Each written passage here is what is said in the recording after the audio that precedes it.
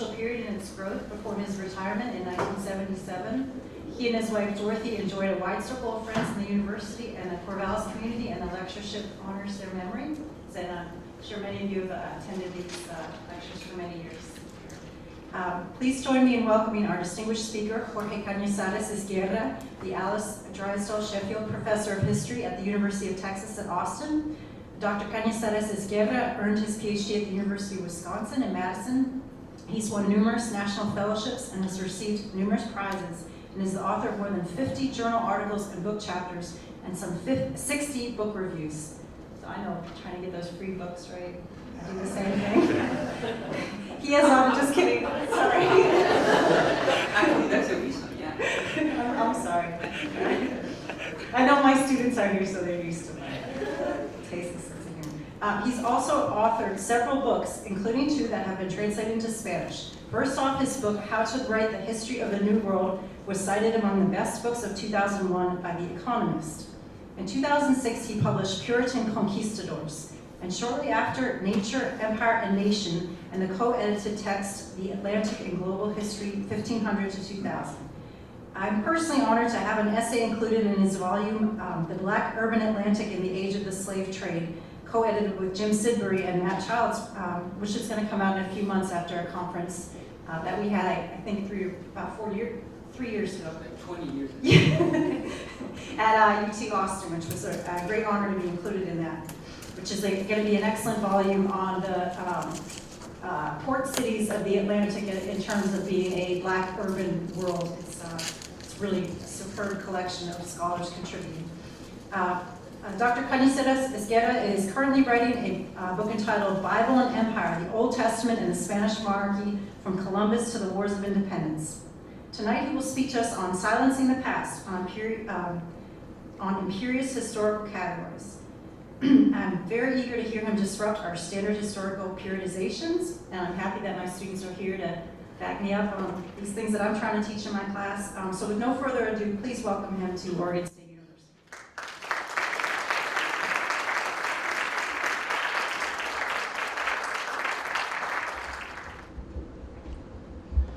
Thank you, Nicole, for the introduction. And thank you to the History Department for the invitation. Okay, I have everything I need. Okay.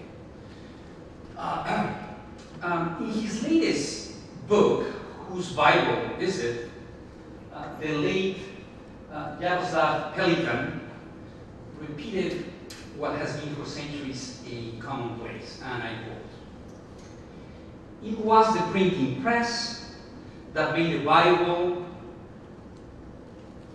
as book a cultural force in the common life of European societies, in a way and to a degree that had not been true or even possible before." End quote. Probably everyone here agrees with that. The Reformation produced a growth in Bible-centered piety. I'm continuing with the quote. "The lives of the saints and the countless holidays and feast days devoted to their commemoration, especially the many days consecrated to the legend of Virgin Mary, slowly yielded to a church here and devotional calendar shaped more directly by the Bible. From Mary and the saints to the Bible." End quote. The Reformation. That the dean of the historians of patristic, medieval, and early modern Christianity, both Latin and Orthodox, that is Pelicans, would repeat this commonplace should surprise no one. The historiography of the Reformation has made these ideals canonical. Churches long organized around altars where to sacrifice the body of Christ became pulpits where to read sola scriptura, scripture alone. Print and Reformation transformed the church and stripped the altars. Both Luther and Pelikan, notwithstanding, these ideas are wrong. My new book, Bible and Empire, the Old Testament in the Spanish monarchy from Columbus to the Wars of Independence demonstrates the extraordinarily rich diversity of readings and traditions of biblical interpretation that prevailed in the global composite monarchy that was Spain. The Old Testament illuminated all aspects of imperial and colonial experience, including politics, gender, race, conceptions of time and space.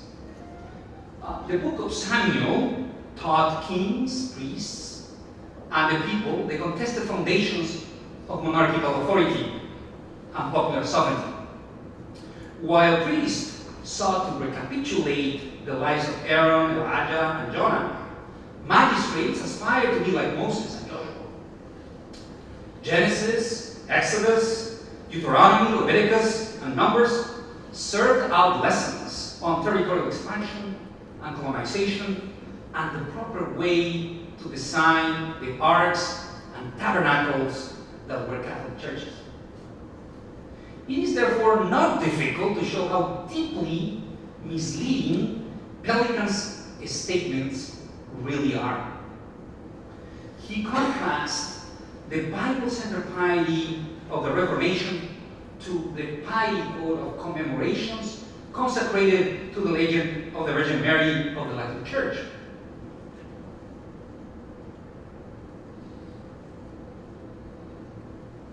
But a glance to the cult of Mary shows that Mariology, study of Mary, itself was a byproduct of biblical commentary on the Old Testament.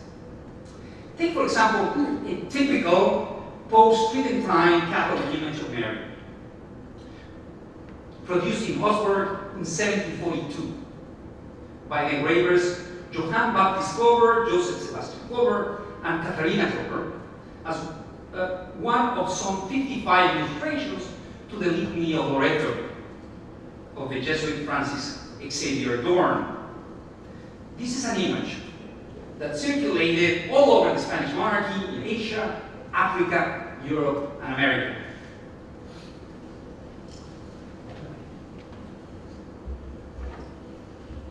Lord have mercy, Kyrie eleison, has a pious supplicant kneeling before a monstrance and the image of Mary and his son. Cherubs, or cherubs, in turn hold a tent. It's a tent.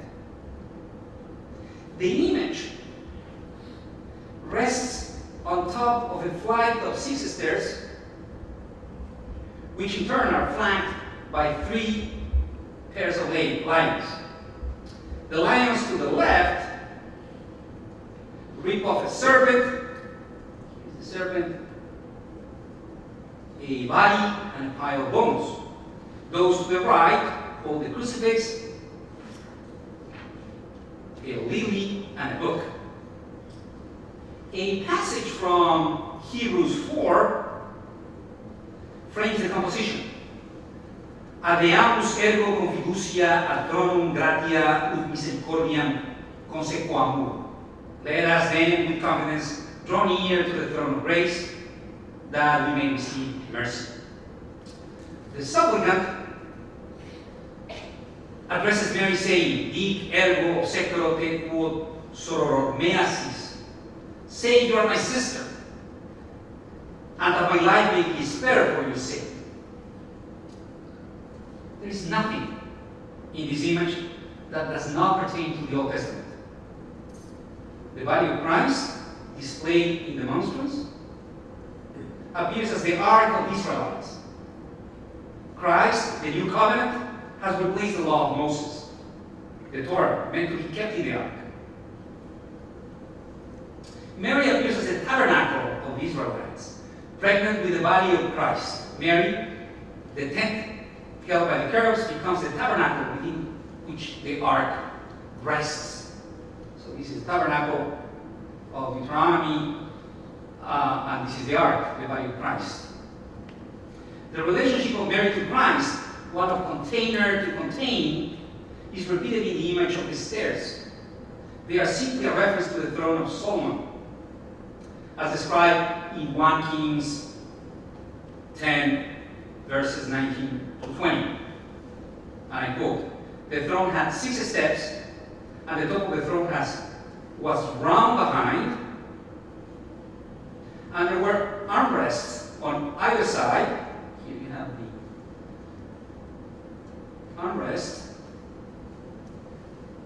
On either side on the place of the seat, and 2 lions stood beside the armrests, and 12 lions stood there on the one side and the other upon the 6 steps. There was not the like made in any kingdom. End quote. Mary is Solomon's throne, in which Christ, the wise king, sits. The lions to the left guard against death, heresy, and Satan, whereas those to the right revere Christ, Mary, the lady, and the Word of God, the book of Revelation. Finally, the supplicant addresses Mary with the words Abraham uses in Genesis 12:13. Fearful that the Egyptians would kill him to capture the beautiful Sarah as bounty, Abraham asks Sarah to lie and tell the Egyptians that they actually brothers instead of husband and wife. And quote, "Say you are my sister, and that my life may be spared for your sake." This is what the supplicant is telling Mary. The Lord's mercy, our Virgin Mary, is Abraham, Sarah, Solomon's throne, and Moses' tabernacle that holds the ark. Clearly, this example demonstrates that no quote, commemoration to the legend of the Virgin Mary quote, is possible outside the Old Testament center exegesis. The same could be said of the medieval cult of saints.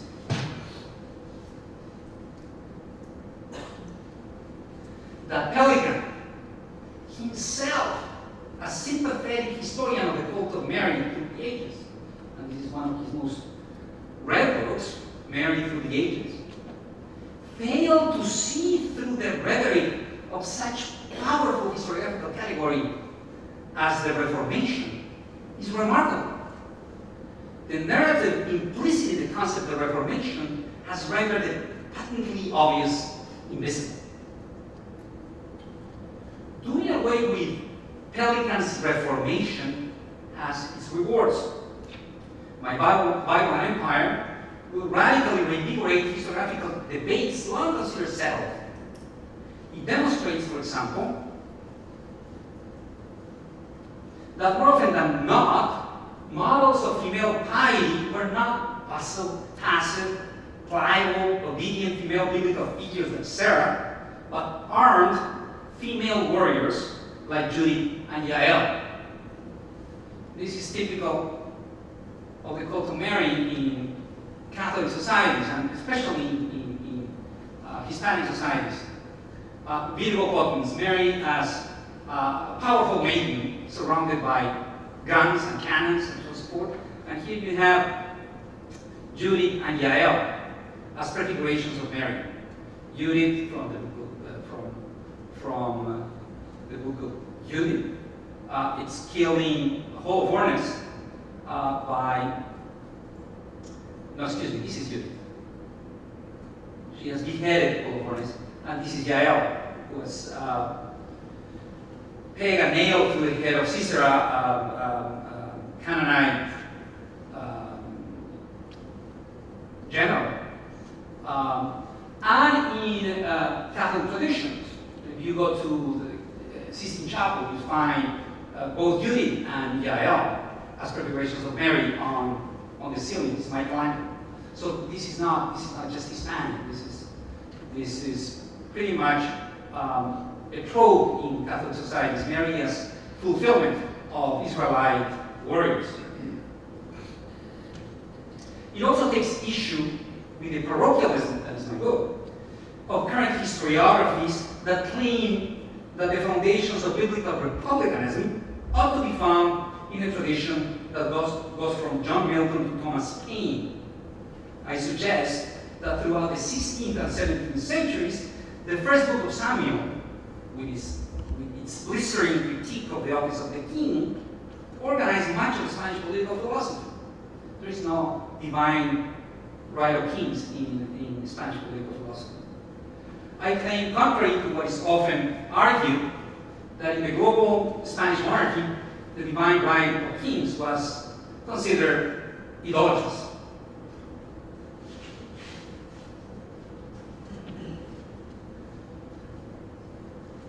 I consider my scholarship a sustained attempt to see past the blinders that historiographical categories such as the Reformation, the Enlightenment, the Scientific Revolution, Puritanism, and the Renaissance have imposed on past and current scholarship. These categories have yielded powerful imperial, not only imperious, narratives that marginalize entire territories of the human past. For example, Mariana. They have rendered invisible the richness, complexity, and intellectual vibrancy of Hispanic societies. They have single-handedly turned out our South into a non-Western other. Day in and day out, these categories turn out endless, condescending, patronizing narratives of the global South. One of those categories that has received sustained critical attention is that of the Black legend. And I switch to a category that frames our understanding of Hispanic society. I want to turn in the remainder of my lecture to an analysis of this category and its relationship to the burgeoning field of Atlantic history. That is my subject.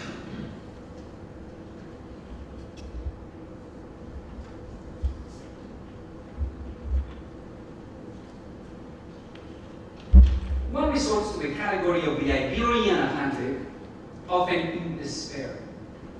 Take, for example, the 2007-2008 traveling British Museum exhibit of John White's watercolors, a collection of some 70 stunning images of the peoples and nature of Round Key Island produced by White between 1584 and 1590. Both, this is amazing, both the curators and the experts, 7 of them, commissioned to write the catalog, didn't notice that White used Spanish and Portuguese taxonomies to name dozens of plants, fish, birds, and animals. And they are huge. Volador, Alcatraz, there's no mention in the catalog, 200 so pages of this fact. Caracol.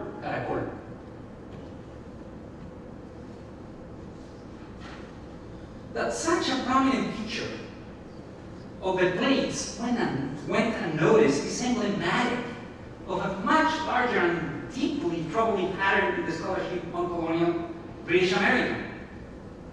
Clearly, the so-called Iberian Atlantic determined the ways the English understood the natural history of Roanoke. A history of colonial Virginia that does not take into account the history of the Portuguese and Spanish expansion in the South Atlantic is blinkered and provincial, and as has been demonstrated by Linda Haywood and John Thornton. Most of the slaves who arrived in Jamestown in the first half of the 17th century were people who were taken by Anglo-Dutch pirates from Portuguese slavers off the coast of Congo and Angola. The hybrid Dugu-Congo Portuguese slaves left a lasting cultural imprint on the Virginia plantation societies well into the 18th century. That is the argument of this book. The Iberian Atlantic, therefore, comes in handy to bludgeon scholars into understanding the obvious. Processes initiated in the South affected profoundly historical developments in the North.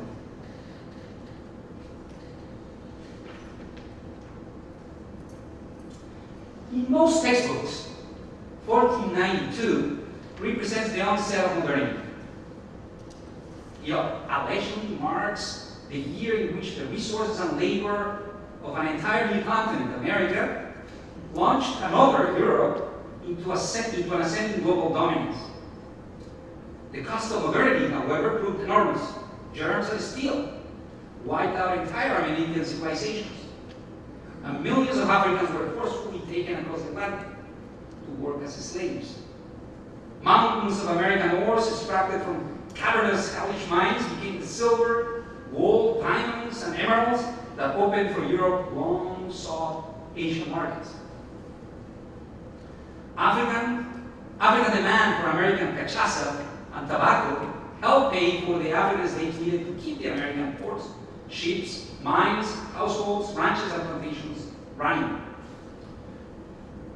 Through the law of unintended consequences, however, the system of institutionalized brutality helped foster new humane institutions back in Europe: science, free markets, and democracy. This curious narrative has neatly managed to separate modernity geographically, situating its nefarious underbelly far from the location of its alleged humane breakthroughs. The Black legend has long done this very political work. Black legend is this historiographical set of moves and interpretations that differentiates clearly the South Atlantic, particularly Spanish America, from the North Atlantic, whatever transpired in the 13 colonies. The Black legend has long done this very political work. It places modernity's most unappealing aspects in the southern Iberian half and its most redeeming features in the northern half, namely free markets, democracy, science. The Black legend has yet to lose its creed. One Atlantic historiography. Take, for example, John Eliot's monumental Empires of the Atlantic World. Through a stunning work of synthesis, Eliot demonstrates the changing patterns of the British and Spanish Atlantics, focusing both on the resemblances and differences. According to Eliot, it was the chance encounter with inexhaustible silver mines in Mexico and Peru and large settled indigenous populations located right next to the mines that allowed the Spanish crown to have the wherewithal to develop dense slave and clerical bureaucracies. Not in the case of the North. Had the North encountered those mines, Eliot speculates they would have developed like Spain, and Spain would have developed like England. These bureaucracies limited colonial autonomy and stifled religious and legal pluralisms. So why the North is more plural and democratic and tolerant? Because they didn't have any bureaucracies to stifle autonomy. In the British Atlantic, on the other hand, the Crown lacked the resources to impose its religious and political will, creating a more decentralized system. Although both Atlantics did expand through institutionalized brutality, only one, the British, developed the two most distinctive, redeeming features of modernity: democracy and religious pluralism. That is Eliot. So my question is, how to counter such segregated cultural cartographies of modernity? One way would be to go beyond an emphasis on institutionalized brutality to focus on the Iberian Atlantic as an incubator of modernity, including large-scale urbanization, industrial economies of scale, massive transatlantic voluntary migrations, linguistically homogeneous populations, and the origins of some of the major epistemological breakthroughs of the so-called scientific revolution. That would be an option, and I've done some of that. And actually, John Tina's new book on the origins of modernity, I think I can remember, there's won several awards, makes a case for the origins of capitalism in the Mexican Bajío in the 16th and 17th centuries, not in the English Midlands. But I digress. But there is another, simpler way to counter the selective cartography of our genealogies of modernity. It consists in denying that there ever was such a thing as an Iberian Atlantic. All Atlantics are hybrid, the product of multiple entangled histories.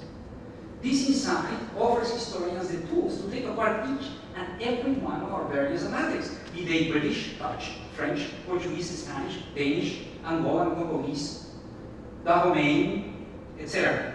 This is not a place to offer a survey of the growing literature on the entangled histories of the Atlantic Basin.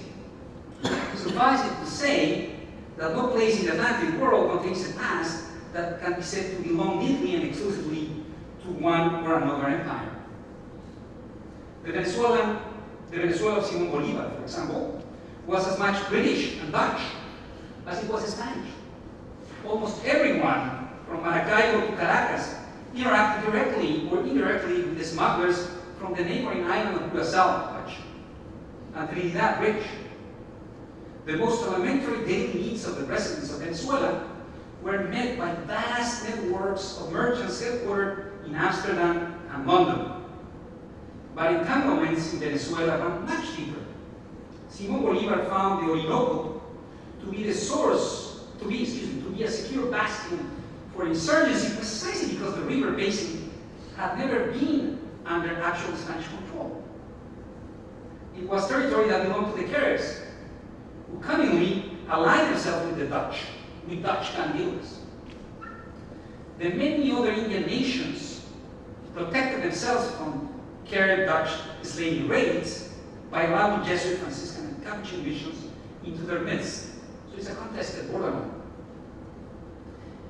It is not surprising, therefore, that the wars of independence in Venezuela turn out to be events that involve many Atlantics.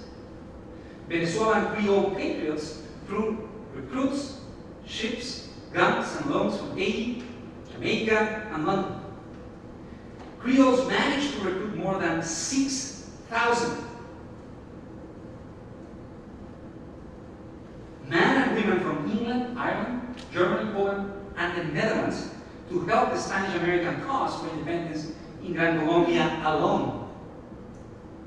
And this is a book that the title in Spanish, it's a book about these 6,000 English, Irish, Germans, and Polish who participated in the wars of independence along Simón Bolívar. What is true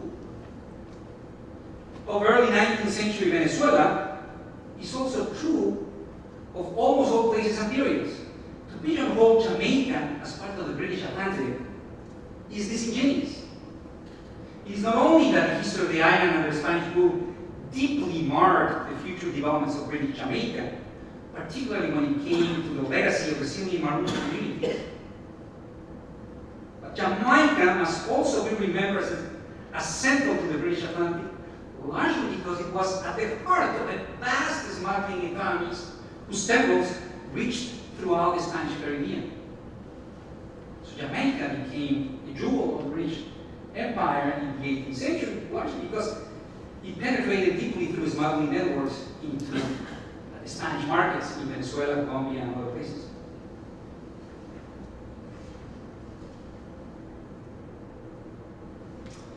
As our analytical perspective increasingly takes on dynamics on the ground, differences in national imperial traditions dissolve before contingencies of time and space. The early modern Atlantic as a category ultimately yields no useful generalizations.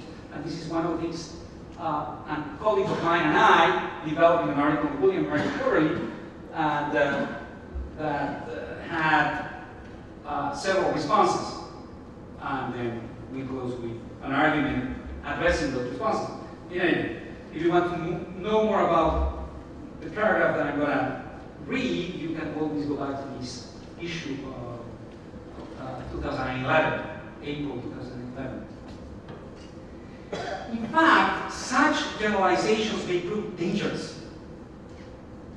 Consider our historiography on race and mestizaje, racial mixing, and its tendency to substitute analysis of local conditions in time and space with essentialist oversimplifications grounded in alleged national Atlantic differences.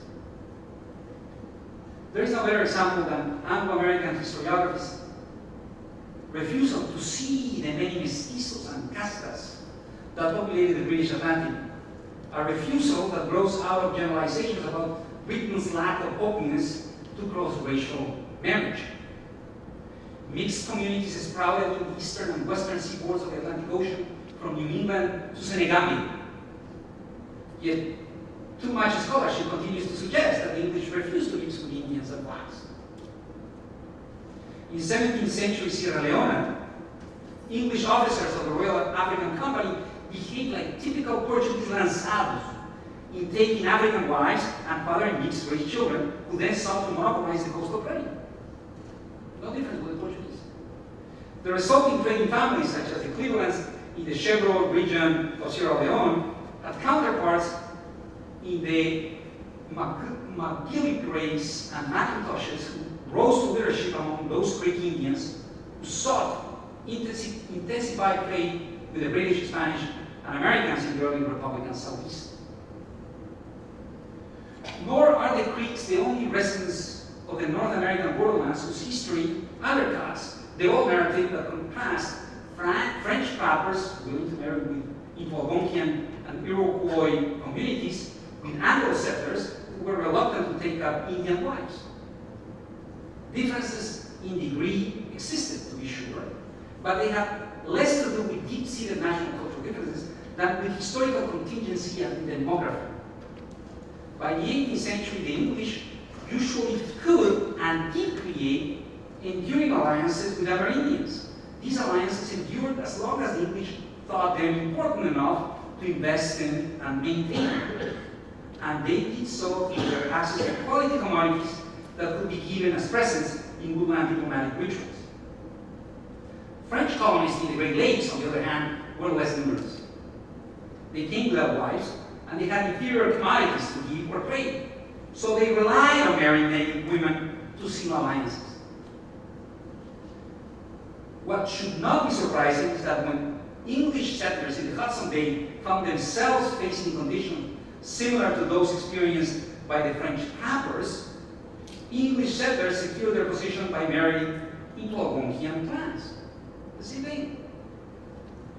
There are equally persuasive counterexamples to the historiographical truism that the Spaniards were more willing to mix with the natives than were other Europeans.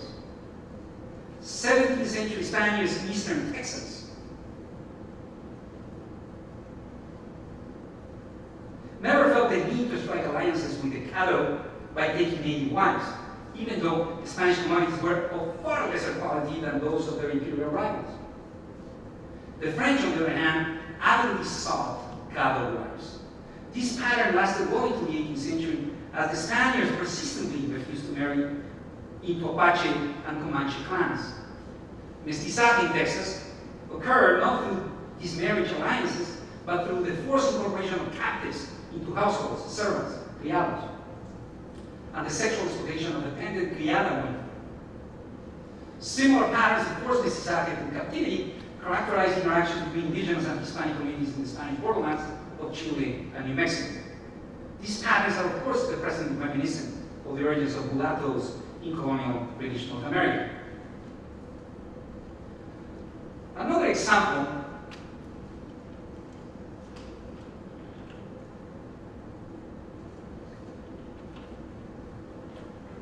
has to do with institutions that are allegedly typical of the Black Spanish Atlantic, and this is a reference to the book that is coming out.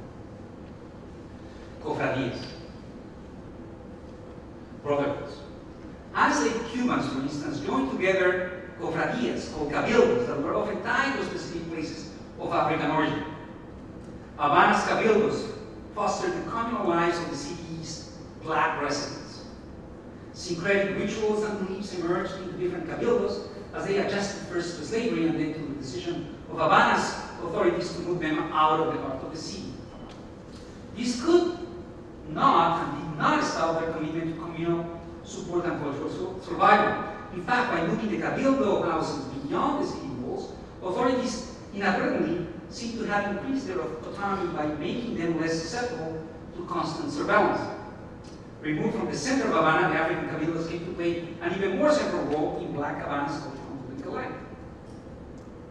We have been told that Sandoman did not have confederations. Yet approved institutional structures were not always necessary for Africans and their descendants to build fraternal structures. The French in Le Cap, Saint-Domingue, did not encourage the creation of cabildos and cofradías among African slaves.